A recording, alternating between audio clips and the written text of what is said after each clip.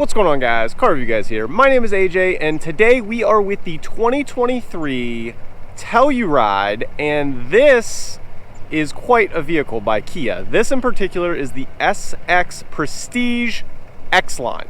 It's a mouthful to get it all out there, but we'll get into all the details here shortly. This is the full review. The next video is going to be 5 things to love and 5 things to improve. Starting with the exterior, working our way to the interior, and then let's take it on a drive. Let's roll.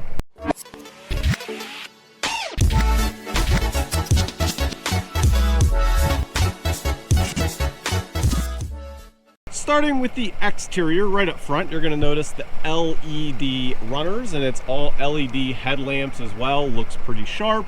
Underneath the hood is a 3.8 liter 6-cylinder, and it's pushing around 290-ish horsepower. Now, looking at the front grille, I do love the look of this. You have the new Kia emblem, of course, looks great.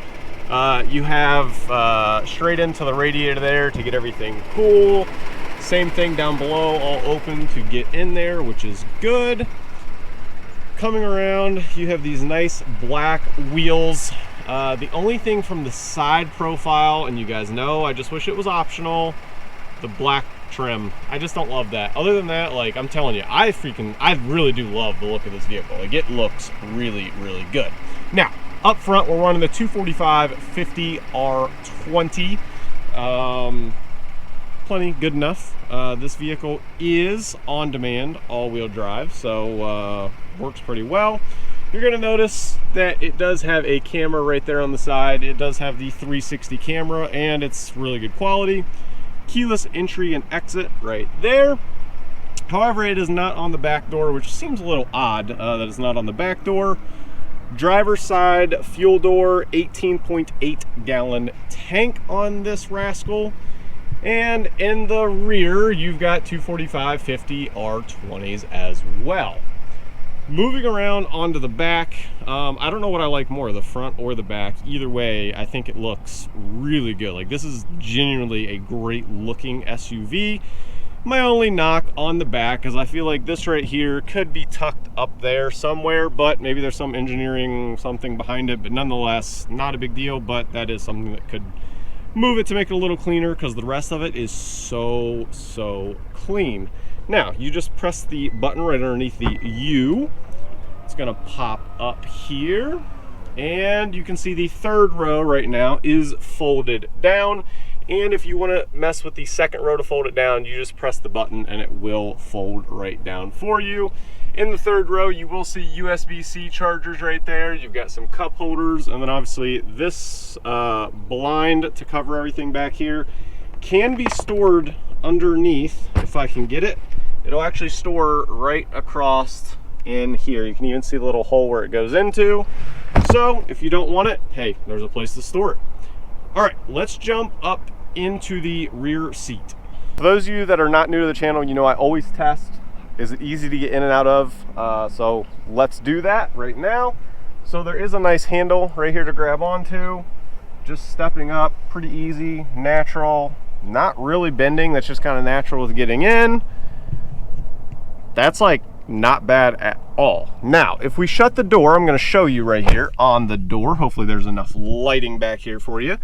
In the rear, you do have ventilated / cooled and heated seats in the second row.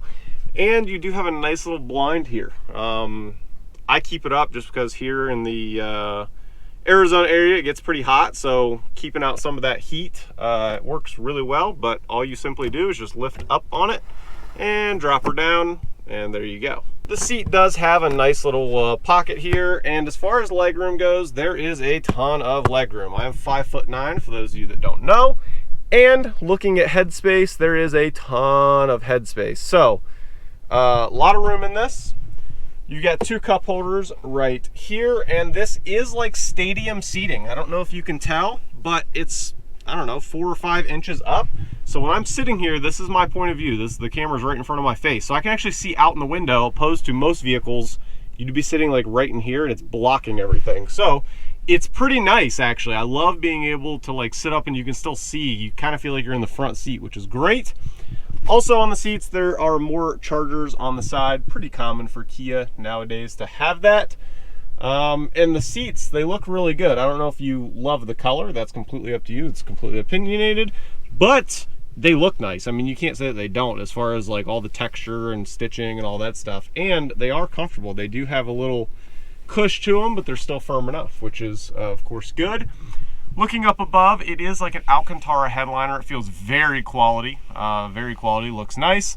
And they cleaned it up. They put everything up top up here, which is pretty nice for your temperature controls back here. I actually really like that. Instead of it being kind of in the middle and in the way, I can now set stuff down here or whatever because this is out of the way. So that's actually really nice. Moving on to the front seat. Let's test this one out. There's a handle up here to grab. Hopefully you can see that, but nothing up here. I don't know if you really need it. I mean, for me, honestly, a lot of times, if you're struggling, grab the steering wheel down there. But I don't need to grab anything. This thing's actually really easy to get in and out of. There's no real need for ducking. I mean, maybe if you're like 6'3", somewhere in there, like decently tall, then maybe a little duck, but I mean, not bad even still. With that said, now that we're in, I have a hat on. Obviously, it provides some room, but there's still, I would say, at least 4 inches of headroom. At least. I don't even know if the seat's all the way down. Yep, it is. So yeah, there's plenty of headroom. Even if you're taller, it would be perfectly fine. Now, speaking of headspace, you do have a kind of a panoramic roof, but if I just slide this back, you've got a normal sunroof, and then further back in the rear, there's actually a button in the front. You just press it, and you're gonna see it slide back right there. Yep. So kind of odd that the front one can't be controlled as well. You know, the fact that I have to reach and slide, kind of odd. But it is what it is. Over on the driver door, you're gonna notice there is 2 settings for memory seating and all of your standard window switches and locking and mirror switches. Right here, you're gonna notice your light controls, towing, it controls you going downhill. It'll basically hold you back in gears, which is nice, traction control, and for the rear hatch. Onto the steering wheel, you're gonna notice, pretty standard for Kia nowadays. If you've been in any newer Kia, this is pretty much what they look like. I mean, on the left-hand side, you've got your volume and your selector for your music. And then on the right, you've got your menu things that you can change up there, along with all of your cruise control settings. So, which is nice. It does have adaptive cruise control and lane centering. Again, I always brag on Kia. Their lane centering is up there with the best. It is really good.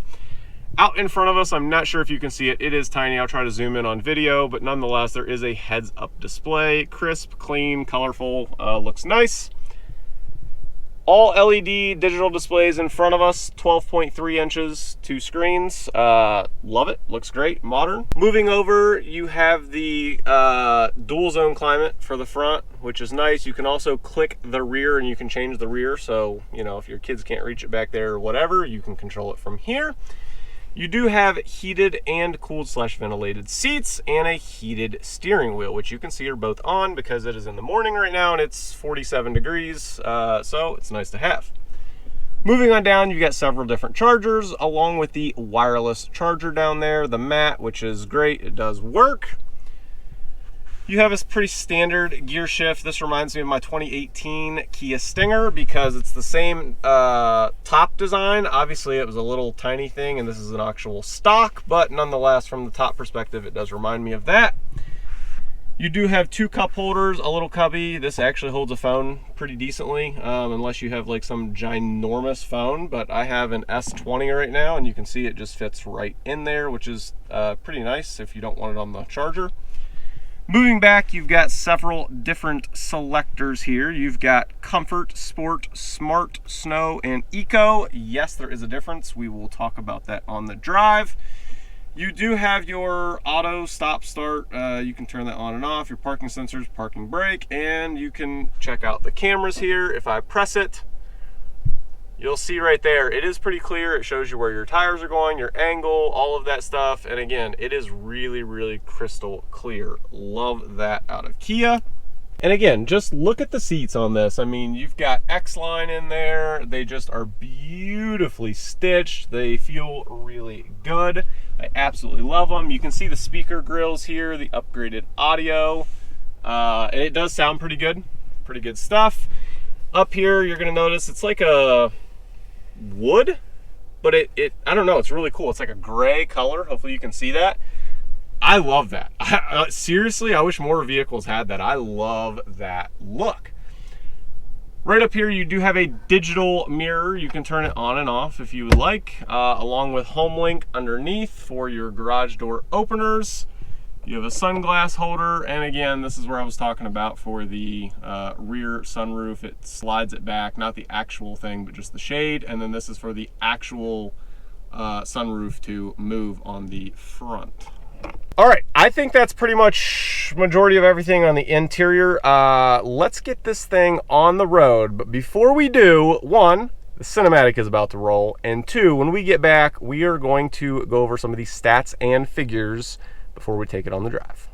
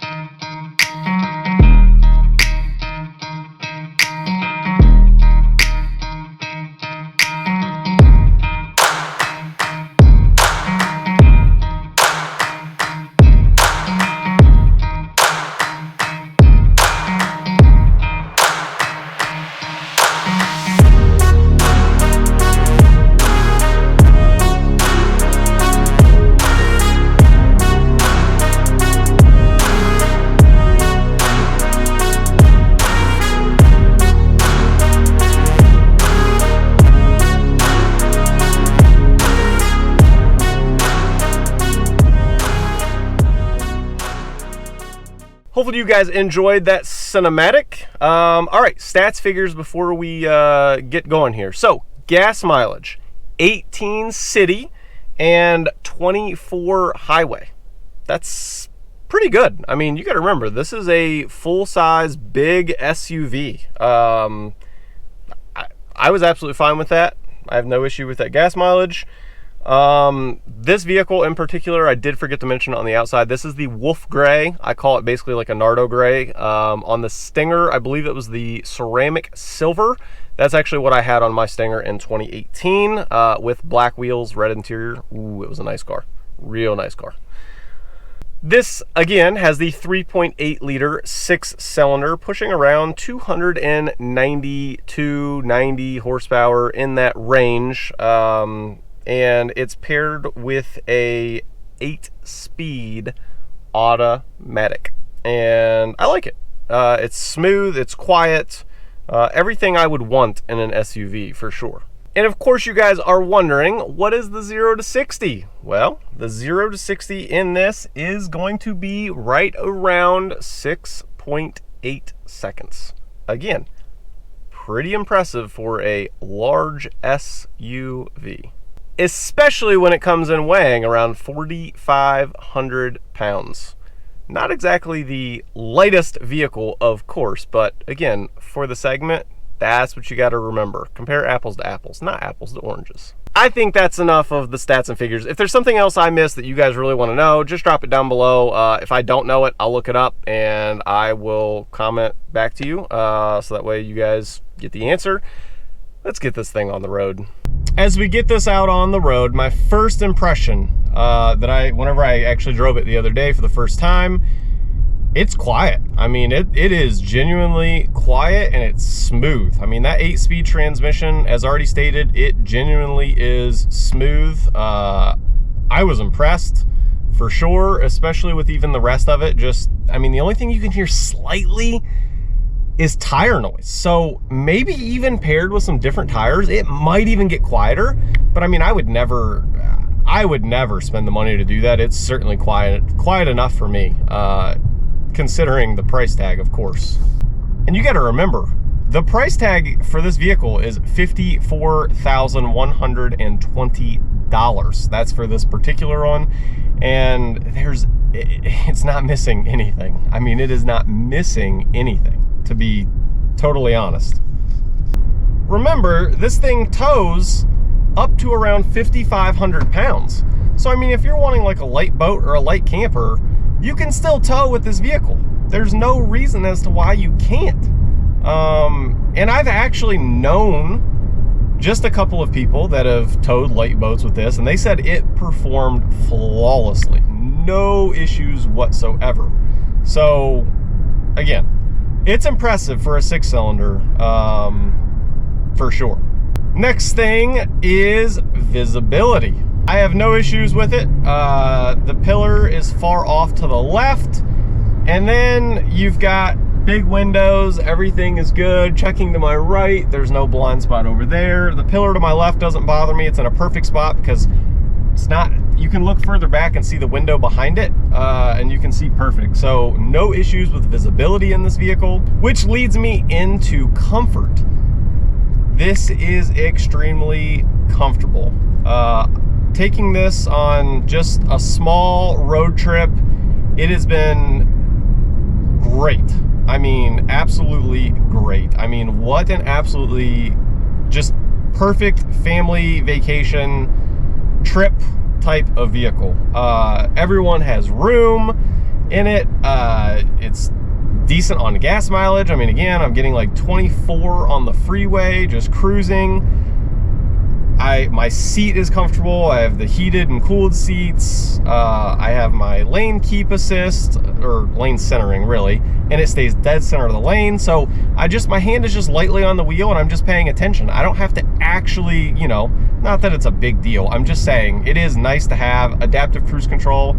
Also really nice to have on a road trip. So this thing is comfortable. I mean, I love it. And the steering wheel design, said this before in a few other vehicles, love the steering wheel design. Love it. When my hand can go in the center of the steering wheel at the bottom, so nice. Absolutely love that design. It makes it that much more comfortable when driving because your hand is naturally more comfortable sitting like this opposed to cockeyed. So that's just the truth. We've kind of spoke about the power, but let's test her out. Let's go. And floored.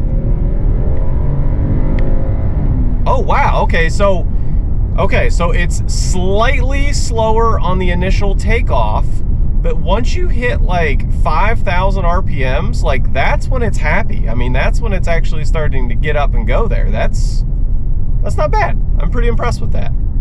Okay, now we've done a little test pull there. If we talk about the drive modes. Now, the other day I was playing with it, and if you go into sport, the steering wheel, I can just feel the difference immediately, and the throttle response is big time different. Big time different. So they've done a really good job with that. If you put it in eco, it's obviously you can put it like 3/4 of the way down. It doesn't hardly go anywhere, which is exactly what you want in eco. So that way you're conserving fuel. And then comfort is comfortable. I mean, I can literally take my pinky and move the wheel, no issue, back and forth. So the drive modes are really well thought out and done in this vehicle. Last but not least, I believe, is suspension. So the body roll in this is surprisingly good. Surprisingly good. I mean, like, even if like right now, I'm just gonna duck it to the left, duck it to the right. There's some body roll, don't get me wrong. I mean, there's some body roll, but it's very controllable. I have no real complaint with it for sure. I mean, even right here, we're going on a little S turn. You'll probably see the camera moving. Sorry, that's GoPro Hero 10 for you. Going back to the left. Oh, it's gripping pretty well. Wow. Yeah, that's good. And then on the other side of suspension is tied in with comfort. Going over bumps and all that kind of thing, it's pretty smooth. I like it. It doesn't bother me. It's not too stiff, and it's not too bouncy either. Some of them try to get so soft they're a little bouncy. This isn't. It's really controlled. It goes over the bump. You hit it. It literally is like one little thing, and it's smooth. So overall, very, very impressed with this vehicle. To be honest, this is my first time in a Telluride.